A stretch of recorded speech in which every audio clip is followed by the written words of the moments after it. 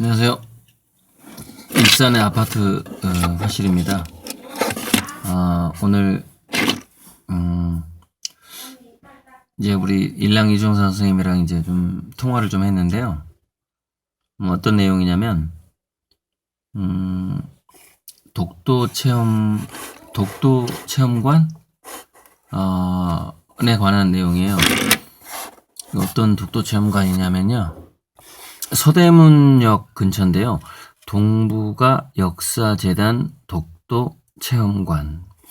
네이버에서 그냥 독도 체험관 찍으면 나오고요. 지도를 보면 지금 사실 제가 이게 언제 정확히 생긴지 정확히 모르겠는데 어쨌건 뭐 경기대학교 서울역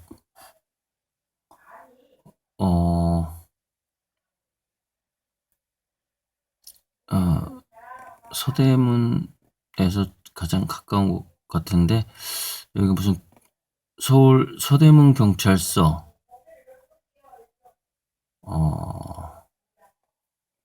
아무튼 서소문 서울 한국경제신문 좀 더 키워볼까?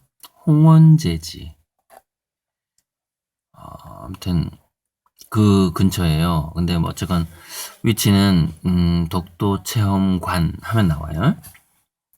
이 독도 체험 서대문구에 있는 독도 체험관에 관한 통화를 이제 우리 이제 일랑이 중 선생님이랑 제가 오늘 했는데 이제 어떤 이유로 하게 된 거냐면 제가 이제 인사동의 문화공간 온이라고 한겨레 신문 이사진들이 모여서 만든 술집 겸 술집이 있죠. 그냥 술집이 있는데 이제 저도 거기 조합원이거든요. 저도 참여를 하게 됐는데 예전에 그 박근혜 탄핵 최순실 그 박근혜 탄핵 때 제가 이제 한동안 활동을 했던 곳인데 거기 이제 그 김선태 전 교장 선생님 김선태 문학가이기도 하고 책도 펴냈는데 책 제목까지 모르겠고 그분이 이제 교장 선생님 퇴임을 하고 동북아 역사문화재단 독도체험관 그 서대문구 거기 독도체험관에서 자원봉사를 하시는 거예요. 그러니까 독도에 관한 스토리를 방문객들에게 이렇게 전달해주는 도슨트 같은 개념이죠. 미술관의 도슨트 같은 개념에 자원봉사를 하시는데 이제 거기에 이제 그 일랑 이종 선생님이 이제 그 독도에 관한 그림도 그리고 뭐 여러 가지 자료가 많아요. 그래서 이제 그 선생님을 만나서 이렇게 있었던 이야기를 블로그에 싣고서 저한테 이제 카톡이 온 거예요. 근데 제가 이제 일랑 선생님의 그 굉장히 가까운 제자라는 것을 모르고 보낸 거죠. 주변에 이제 자기가 이제 그 봉사활동하는 거를 좀 아무튼 그 부분을 알리고 싶었던 그랬을 확률이 좀 높죠.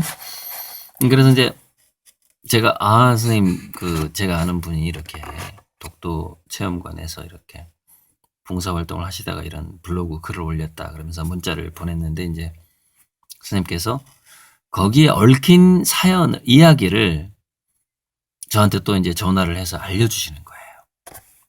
그래서 이건 한번 전 국민이 한번 들어볼 만하다 싶어서 제가 이제 잠자기 전에 유튜브에 올리려고 한번 들어보세요. 10분 통화예요. 네네.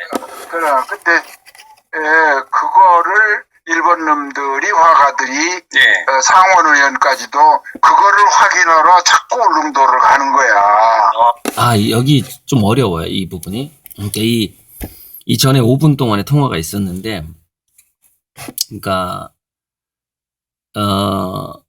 통화 내용 중에 나올 텐데 뭐가 있냐면 일본이 이제 독도를 자기 땅으로 하기 위해서 뭐 국제 심판도 노력을 하겠지만 문화적으로 독도가 일본 거기서 다케시마라고 하죠.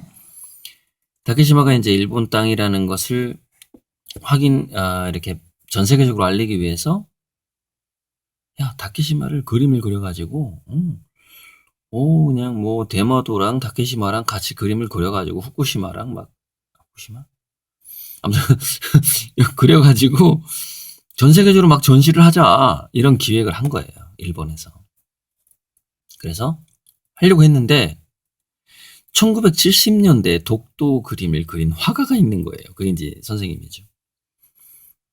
그래서 울릉도에 이제 그 독도 기념관이 있는데 정말 1970년대 현재 살아있는 화가가 독도 스케치를 그렇게 많이 한 거야? 하면서 일본에서 일본 그 문화성이라고 해야 되나요? 그쪽에서 이제 자꾸 그걸 확인하러 이렇게 울릉도에 온다 이 얘기를 지금 하시는 겁니다. 자 들어보세요. 네네. 왜냐하면 후지산하고 독도 다케시마를 두 개를 판화로 해서 나란히 전 세계에 있는 일본 화식집에 걸어놓는 거를 기획했거든, 걔들이. 기획을 했는데 실행은 못했나요, 그러면은? 실행을 못했지. 왜냐하면 거기 있는 한국 화가하고 일본 화가들이 나를 아는 화가들이 네네. 해봐야 이종상 씨의 꼬붕밖에 안 된다. 네네네. 그러니까 그럼 어떻게 그걸 증명하느냐? 그러면 거기 가봐라 울릉도에. 그러면 쇼케이스에 아예 들어있다. 근데 너희들이 태어나기도 전서부터 DOKDO라고 그래서 구라파까지 가가지고 알린 연구한 분이고 네. 그 낭호회라고 해서 그 제자들이 모두가 다 독도. 그러니까 선생님이 독도 그림을 그려서 1970년대 후반, 80년대 초반부터 해외 전시를 해버린 거예요. 한국인이 독도 그림을 그려서. 그러니까 이게 문화적으로 이미 근현대에 문화적으로 독도 그림을 그려서 해외 전시한 일본 화가는 없거든요. 근데 한국 화가가 독도를 그려서 해외 전시를 했어. 그럼 이거 자체가 이미 독도는 한국의 땅이다라는 것이 이제 문화적으로 증명이 되는 일이거든요. 그러니까 거기에서 이미 이제 일본의 그 관계자들이 거기서 이거 힘들다, 문화적으로 힘들다 이걸 느끼는 어떤 일들이 있었던 것이죠. 자 들어봅시다. 운동을 하고 전국에 60인의 문화의병까지 있고 이런 NGO 활동하는 사람이 이 5개국어로 번역돼가지고 그 나에 대한 이야기가 각국의 그 대사관에 다 걸려 있는데. 네, 그렇죠. 문화로 정치적으로 여태까지 저희들이 시비를 걸었는데 안 되겠으니까 이제 걔들이 우리보다 4배나 화가들이 많잖아. 그러니까 그려가지고 그림으로 문화전쟁을 해야겠다 했다가 아직도 한 놈도 다케시마를 그려내는 놈이 없잖아. 우리 그때 갔을 때도 내가 독도를 여러 번 갔지만 그 일본 놈들이 다케시마를 그리기 위해서 멀리서라도 그리기 위해서 어선을 타고 배가 인접을 한다는 이야기를 듣고 우리 광개토대왕 해군에 광개토대왕함이 출동을 해가지고 걔들을 물리치고 그랬잖아. 그런 일도 있었어요? 그때 근데 그 광개토대왕함의 명예함장이 나야. 그렇죠. 그래서 그게 독도 지키는 배거든. 그리고 내가 광개토대왕의 최초 그 영정을 그래서 지금 국립기관에 가 있잖아, 그게 좀 약간 밀접한 인연이 됐었겠는데요? 그렇지. 그러니까 나를 그 두 가지 인연이 있으니까 거기 명예함장으로 해서 사열식도 하고 그러잖아. 사열식은 이제 사진으로 봤죠. 그래, 그 빨간 카펫도 밟고 그러지, 봤지. 그래. 그런 것이 벌써 언제냐, 옛날 얘기지. 네, 맞아요. 그래서 일본 놈들이 지금까지도 못하는데, 북한의 선우영이라는 영웅 작가하고 독도전을 남북한이 함께 하는 것을 고려대학 박물관에서 또 했잖아. 그러니까 일본 놈들이 봤을 땐 남한만 이종상이가 하는 게 아니라 북한의 선우영이라는 그 작가하고도 네네. 같이. 전시를 한다는 거를 안 거야. 네네네. 그래서 이제 그런 자료들이 다 어디 있느냐. 동북아 역사재단, 이제 울릉도에만 있으면 안 되니까, 네네네. 자꾸 그 상원의원 일본 놈도 거기 갔다 오고, 이러면서 거기 갔다 소리는 안 하고, 마치 독도 가려다가 뭐 날씨가 나빠서 그냥 나오는 것처럼 하고 이랬잖아. 네네네. 일본 놈이 거짓말하고. 근데 나는 다 알았어. 저 자식이 확인하러 가는구나. 그래 가서 확인해보면 쥐들 태어나기도 전에 내가 한 거거든, 그게. 그렇죠. 그럼, 그게 77년이니까 쥐들 낳기도 전이지. 네. 그래서, 걔들이 거기를 자꾸 들어가고 그러니까 동북아 역사재단에서 안 되겠다. 서울에도 독도 체험관을 만들어야겠다. 이렇게 생각을 해가지고, 굉장히 넓은 지하에 전체, 큰 빌딩인데 지하 전체가 독도 체험관이야. 언제 기회가 있으면 애기들 데리고 한번 가거라고. 한 100평에서 200평 사이일 텐데. 그죠? 글쎄, 한 200평 되나? 그래. 그런데, 거기에 가면, 한 5m 정도 되는 벽에, 나에 대한 동영상, 우리들, 네 얼굴도 아마 나올 거야. 동영상까지 독도 갔던 그 제자들. 그쵸, 우리 네, 그러니까 제가 2008년에 독도를 갔었어요. 그때 왜 갔냐면 프랑스에선가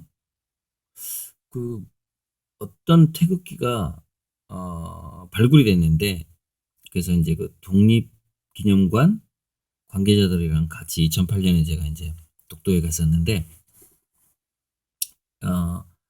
물론 믿거나 말거나인데, 박영효, 그러니까 태극기를 최초로 디자인한 분이 계셔요. 그래서 이제 우리나라 그 태극기가 최초의 배 위에서 그렸다라는 역사 기록이 나오는데, 그렇다면 정말 최초로 그린 원형 태극기라 그래요, 그거를. 원형 태극기의 모양은 어떻게 생겼나. 그래서 그게 영국에서 그게 발견이 돼요. 우리나라에서 최초로 그렸다는 그 원형 태극기가. 그래가지고, 그러니까 그게 이제 발견이 돼서 그걸 복제를 했던 거 어떤 게 해가지고, 최초로 그려진 원형 태극기를 독도에다 걸자라는 이제 생각을 스님께서 하셔가지고, 그 태극기를 이제 독도에 걸자라는 프로젝트를 독립기념관이랑 같이 했어요. 그래서 이제 그때 이제 같이 제가 독도에 갔던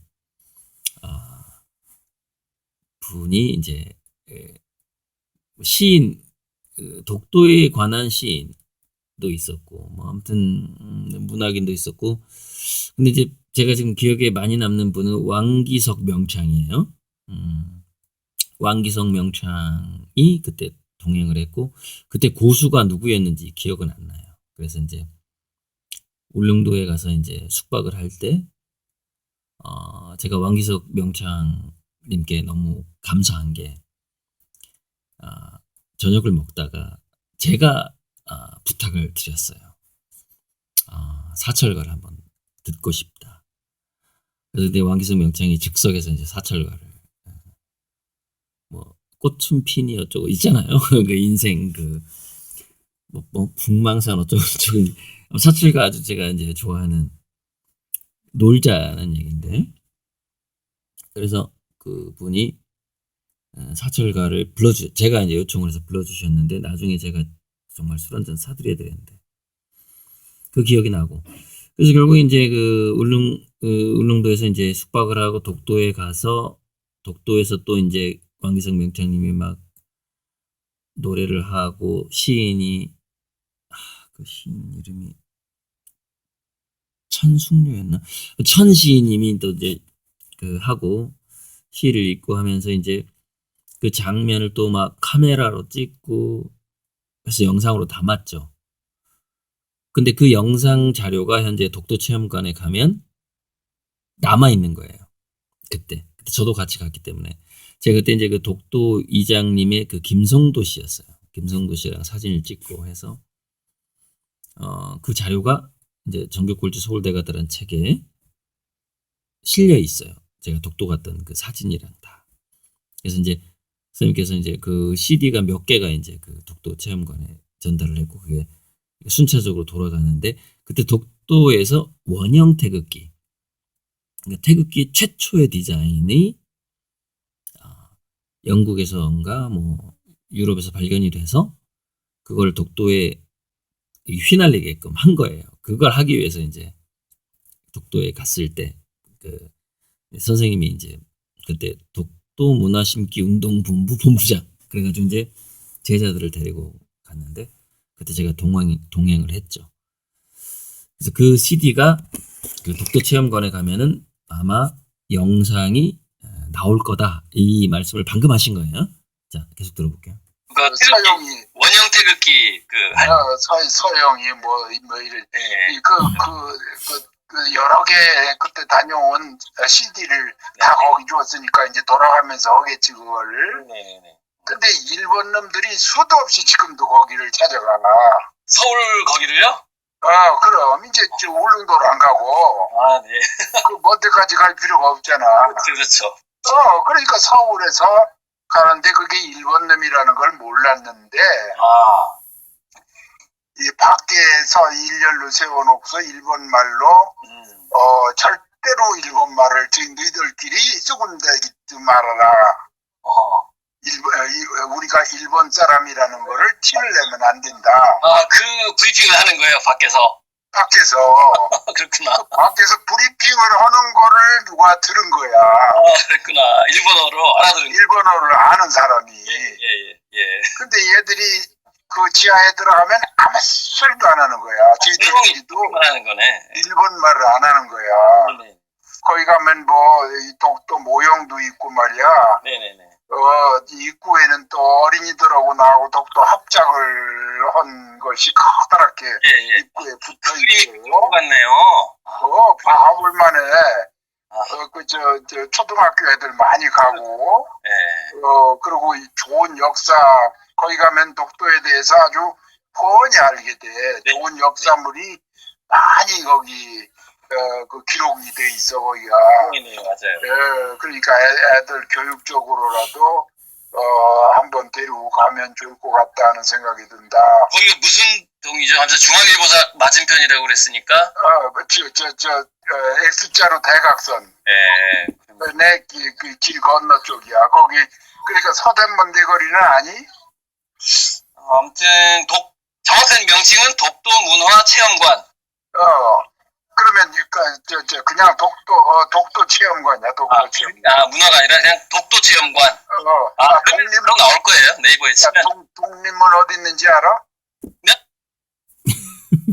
여기서 이제 제가 독립문이 어디 있는지 독립문 주소를 제가 어떻게 알아요? 그래서 이제 모른다 그랬더니 이제 야, 넌 독립문이 어디 있는지도 모르니? 뭐 이러면서 이제 이후에 이제 약 한 3분간 이제 대화가 더 이어지는데 이제 독도 체험관을 가려면 어디 뭐 어디 가가지고 어떻게 가면 돼 이걸 저한테 막 이게 설명을 해주시는 내용이 나와요. 근데 거기까지 가면 너무 길어지니까 여기서 이제 끝내고요. 참 재밌게도 일본 그 문부성이라고 하나요? 그쪽에서 정말 다각적인 노력을 하는구나. 독도를 이제 자기 땅으로 하기 위해서. 그래서 문화적인 노력을 하기 위해서 이제 그 공무원을 파견하기도 하고 이렇게 하는데 결국에는 우리가 그들이 이길 수 없는 게 뭐냐면은 역사적인 기록. 누가 먼저 기록을 남겼고 누가 먼저 그 독도를 그러니까 이건 거죠. 누가 더 오래 그 땅 또는 그 사람 또는 그 바위 그 나무하고의 추억을 쌓았는가. 그리고 그 추억을 쌓은 만큼 스토리가 많아져요. 왜냐면은 제가 이제 저번 영상에서 이 우주는 오해가 기본 블럭이다 이런 얘기를 했는데 아니 그 땅에서 그 나무와 그 사람들과 오랫동안 생활을 하다 보면 오해가 생긴단 말이죠. 그러다 보니까 스토리가 여러 가지 버전이 생기는 것이죠. 그래서 독도와 관련된 어부들의 이야기, 그 다음에 독도를 그린 그림, 잘 그린 그림, 못 그린 그림, 뭐 이런 것들이 많이 생성이 되면 그게 많이 생성이 된 사람들의 어떤 터전인 거예요. 그게 이제 그래서 이제 선생님께서 독도 지키기 운동 본부가 아니라 왜 독도 문화 심기 운동 본부라고 했냐면 그 어떤 것에 관한 문화가 많을수록 그것이 그 사람들의 것이 된다라는 개념인 거예요. 그러니까 이번에 이제 기생충이 그 오스카상을 받은 것도 어떤 이 지구상의 빈부의 어떤 격차, 문화가 이러이러한 식으로 오게 되고 또 이러이러한 부작용이 있다라는 그런 메시지를 누가 먼저 수직적으로 지상과 반지하와 완전 지하 벙커의 어떤 그 수직적인 구조와 다시 그 수직적인 구조가 무너지면서 그것이 결국에는 수평적인 재앙, 디자스터, 수평적인 재앙으로 끝날 수밖에 없다. 수직적인 그 격차란 이런 거를 이제 스토리로 풀어냈다는 말이죠. 이게 뭐냐면은 자본주의의 어두운 측면을 지금 현재 지구 전체에 퍼져 있는 이 자본주의의 어떤 그런 거를 스토리가 납득이 갈 만한 전 세계인들이 공감할 만한 스토리로 펴낸 하나의 예인 거예요. 하나의.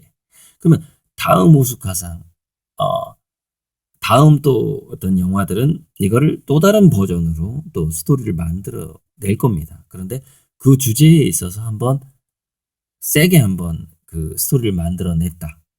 그렇다면은 참 한국인들이 이 현대사회 문제에 대해서 민감한 하나의 감성을 가지고 있구나. 이게 알려지는 것이죠.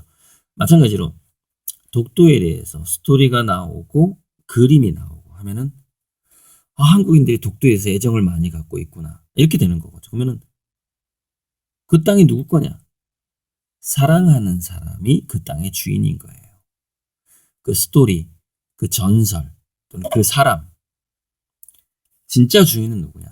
가장 관심이 있고 관심을 주고 가장 사랑하는 사람이 정말로 진짜 주인인 것이죠. 그래서 독도 지키기 운동본부가 아니라 독도 문화 심기 운동본부가 된 거죠. 그런 의미에서. 그래서 여기 보면은 이제 네이버에서 독도 문화 심기 운동본부 이렇게 이제 치면은 그 활동들이 쭉 나와요. 그런데 이제 여기서 이제 보면은 막 독도 그림 전시를 막 중동에 가서도 하고 유럽에 가서도 하고 이런 이야기들이 나오고 여기서 중요한 게 문화의병이라는 단어가 나옵니다. 그러니까 총을 들고 싸우는 의병이 아니라 문화, 즉 붓을 들고 그러니까 뭐 펜은 총보다 강하다는 말이 있죠. 어떤 스토리 또는 그림 이런 것, 펜을 가지고 할 수 있는 것들, 펜은 총보다 강하다. 그래서 예전에 우리가 총을 가지고 싸웠다면은 지금은 붓을 가지고 펜을 가지고 싸우는 시대라는 것이죠. 그래서 문화의병이다 라는 얘기를 많이 하셨고 제가 이제 유튜브에서 제 그림을 통해서 이루고자 하는 꿈들이 있는데, 그리고 제 화실에 안중근 의사의 그 사진, 큰 영정을 모시고 그림을 그리는 어떤 그런 부분들이 다 이제 또 이 독도 문화심기 운동본부하고 관계가 돼 있는데, 저도 이제 문화의병이다 라는 생각을 가지고 있죠. 그래서 그 서울대 그 박물관에서 이제 화가 60명이 독도 그림을 전시한 적이 있어요. 좀 오래전인데, 그때는 제가 어렸기 때문에 참가를 못했는데, 오래전에. 근데 제가 그때 일화를 하나 말씀드릴게요. 이거는 정말 역사에 좀 어쩌면 남겨야 될지도 모르겠습니다. 선생님이 그때 서울대 박물관장을 할 때 백남준 씨한테 접촉을 했어요. 백남준 씨 이제 돌아가시기 전에.